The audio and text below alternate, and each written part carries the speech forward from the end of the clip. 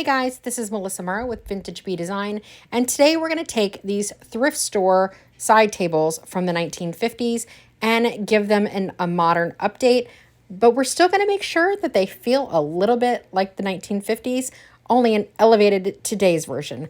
I hope you enjoy today's flip, and let's go ahead and get started with it right now. So this week, Sue and I did something that we really didn't need to do. We went thrifting. We had some extra time on our hands and thought, oh, this will be fun. And of course, I just wanted to take video for reels. And yeah, so we ended up buying a few things. I'm not going to show you everything that we bought today, but here is a peek at some of the things that we had fun looking at.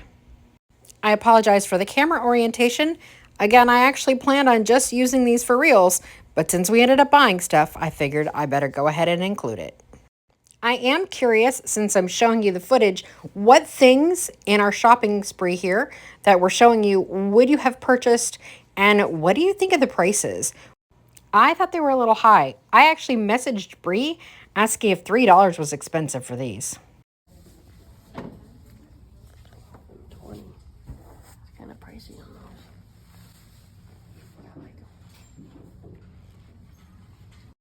Sometimes I get really envious seeing the deals that other thrifters find. I never seem to run across these deals. Everything just looks expensive to me. I don't know. Maybe I'm shopping in the wrong places, but I feel like I've tried thrift stores all over town here in Jacksonville. And I don't know. Maybe I'm just a cheapskate. Tell me what you think about the prices. Am I like $12 for this picture? I don't know. It seems extreme to me. Does $10 and $12 for these seem like a good deal to you? Now, I did buy both of these chairs for $25 each, and I kind of like that lamp in the middle, but I didn't buy it. Here are the two side tables I did purchase. I looked at this desk, and honestly, after we left, I realized there were 6 of those dining chairs, and they were $25 each. I may go look for them next week. One thing I've learned on furniture flipping is that you make your money on the buy side. At only $50 for the pair, I knew I could make a profit. I started by sanding off some rough areas and areas where I knew there was some staining and damage. There was no need to go crazy. These are painted with DIY paint, which is going to stick to the surface really well. I'm just trying to get any future problems gone before they create problems for me, in the future. I just said that, right? The next step to getting a really good refinish on any furniture piece is to clean it really well. You never know what's going to be on these pieces, and even though I did a light sanding, I'm going to use a vinegar solution, and you can see this is pulling up some nasty stuff. So on this, just because I could see what was on it, I decided I would use a little bit stronger cleaner. Normally I would use White Lightning, but I didn't have any. We're moving into the new studio, and I thought I had it in a box, but I didn't, so I didn't think to grab it from home. Anyway, this is doing perfectly fine. Just taking the hardware off. You gonna use the hardware? Nope. Oh no, she's gonna update the hardware? Look at the pretty wood inside. So here are my gross dirty rags, which actually seem like they've got a bit of grease on them. So don't ever assume your piece is clean. Today I'm going to use DIY's crinoline, and it is a nice, soft, creamy off-white, a little bit of a beigey taupey color. And I'm going to use that because I'm actually going to be matching some decoupage paper to it, and this was a really nice color match. I'm going to be using JRV papers. This is Cottage birds, and I will be using 2 sheets, one for each of the different side tables. And I actually want them so that one is using the far left side of the image and one is using the far right side of the image. This way there is a left and right, and they're similar but not identical pieces. I started off using a razor blade thinking that would be an easy way to do it. It wasn't, so I ended up just creasing the papers to how I wanted it. Now, you can't see from this angle, but I actually do have some left over on that side that I'll fold down as well, and I have enough saved there that I'll be using the paper on the side of the drawers. And I am just going to turn this over and then cut it right along the fold lines that I made when I had the piece in the dresser. I'm going to make it a similar size. I'm not worried about straight lines here because I'm actually going to tear this slightly so that it has an unfinished edge. So I found the easiest way to get that torn edge is actually to have a little bit of water and a nice thin brush and just sort of paint water along the edge of your paper. And then once that is in there a little bit saturated, you're literally just going to use your thumb and start pulling the paper off. And you can see how this creates a nice torn edge versus a straight cut line.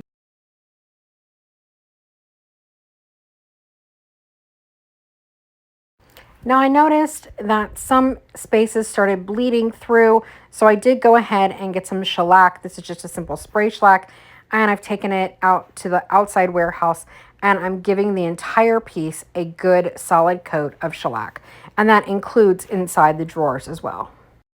And speaking of inside the drawer, I'm going to go ahead and use some of DIY's Prom Queen, and I'm going to paint the entire inside of the drawer. And so now I'm going to try a new technique that I've seen on TikTok and some other makers' videos. And I am taking some SaltWash. You could use Fusion's Fresco. You could use Dixie Belle Sea Spray. It's all about the same, but I have sort of splashed it onto my piece in random areas. And now I am using DIY paint in Aviary, and I am sort of squishing the paint onto the powder and onto the piece.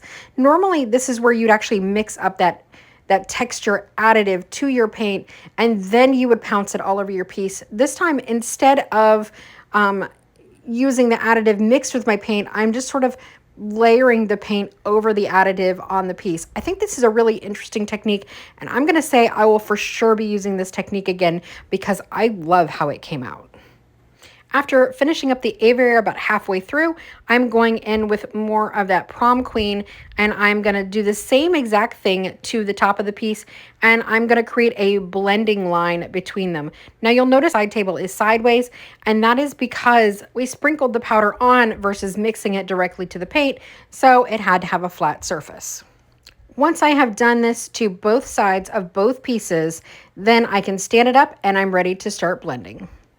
I start off by misting my entire piece, and then I'm going to repaint the base aviary and bring that right up to that green line where the blue and the green meet. And then I'm going to paint the top part, the Prom Queen, down to the point where they meet. Now to blend these, I am simply going to move the blue down and the green up, back and forth. And you can see sometimes I do go up and down just to sort of soften that line. But it is important that you have almost no paint on your brush.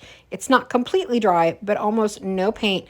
And that if it ever gets a little bit muddy, you go back in and add just a little bit of the color that you did, and then go back up, either down from the top or up from the bottom, whichever opposite way you did, so that you get a nice clean line.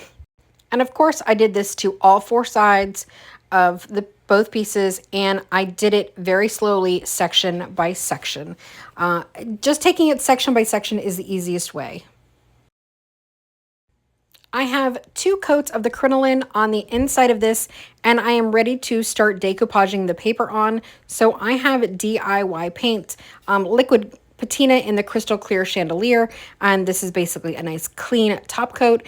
And I am going to apply a nice thin layer, and then I will add my paper.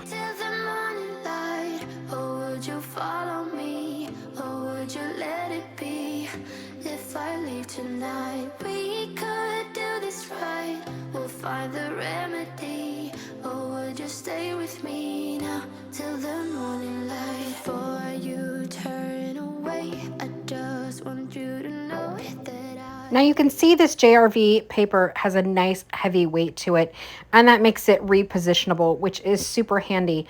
And I am just, after I've got it placed just how I want it, I am going to go over it with another coat of crystal clear chandelier liquid patina. And you'll see, even though I put that over it, I still have the ability to sort of pick it up and move it. That's one of the great things about these papers, is they're very user friendly. If you were doing this with a napkin or a lightweight paper, that would be almost impossible. before you make up your mind that I'm right here. I know that I told you we're over. I swear that I'm sober. Just listen, I miss you. And I know that I said all these things, but now when you're with her, I can see that you miss me. Would you stay till the morning light, or would you follow me, or would you let it be? Because DIY paint is clay-based and reactivates when it's wet, I decided I would wax this piece. Now I'm actually adding clear wax, and it is DIY's clear wax, but my brush is dirty, which is why it's looking a little bit like I used dark wax, not clear wax. I am actually going to use a dark wax over this. You've probably heard me say before that if you're going to add dark wax, it's important to first add clear wax, because that way you can use your clear wax as an eraser later in the process. As this was reactivating the paint, and you can see it dries lighter, and then when you go to top coat or wax it, it gets darker again. I really love how this finish is coming out. So now that I have clear wax and it's had a little bit of a chance to dry, but not much, because I, again, want to be able to use this as an eraser, I'm going with that same brush and I'm sort of swirling some dark wax around the edges. And this is just going to give it a little bit more of an aged look.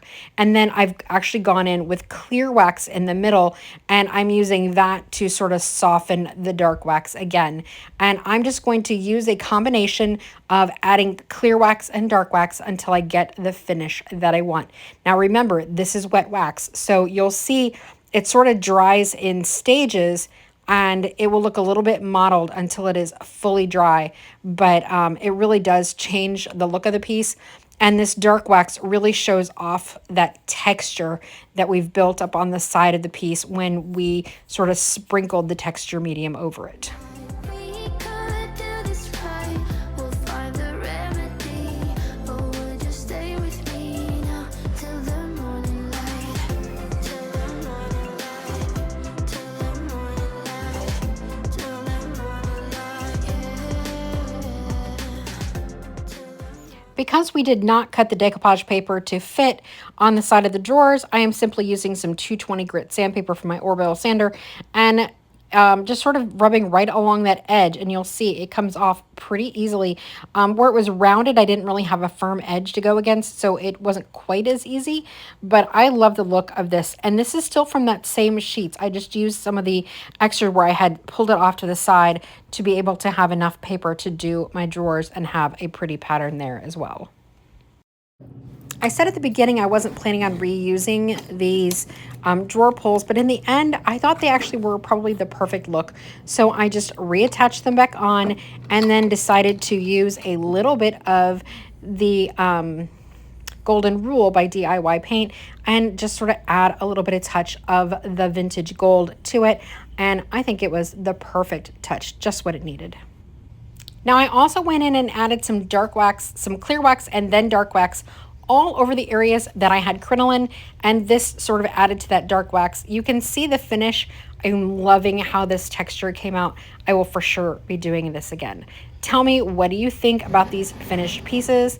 I love the pretty pop of blue in the middle of the prom queen, and then the decoupage paper on the side.